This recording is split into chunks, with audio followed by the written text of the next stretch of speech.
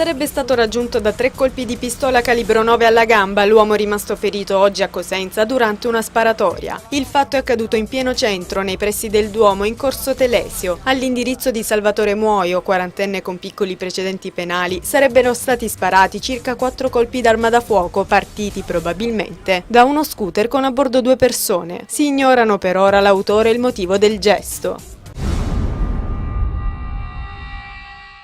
Il presidente della regione Giuseppe Scopelliti ha ricevuto un invito a comparire davanti alla Procura della Repubblica di Reggio Calabria nell'ambito delle indagini sul cosiddetto caso Fallara nella sua qualità di ex sindaco di Reggio. Nell'invito a comparire, reso noto stamani dallo stesso Scopelliti, si contesta il reato di falso in atto pubblico. La data dell'interrogatorio a cui sarà sottoposto è già stata fissata e dovrebbe svolgersi a breve.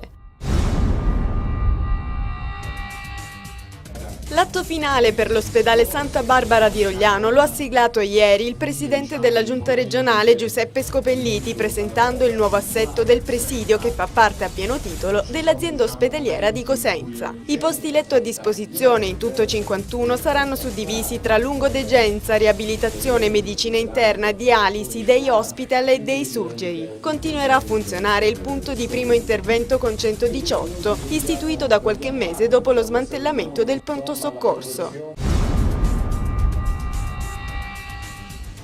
La provincia di Cosenza è stata proclamata vincitrice tra gli enti intermedi italiani dell'Oscar di bilancio della pubblica amministrazione 2011. L'ente intermedio unico del centro-sud concorreva con le altre finaliste Genova e Gorizia. A consegnare l'Oscar al presidente Mario Liverio è stato il presidente della giuria, Dino Piero Giarda. È stato premiato, ha detto Liverio, il buon governo, la correttezza amministrativa, la trasparenza nell'uso delle risorse pubbliche.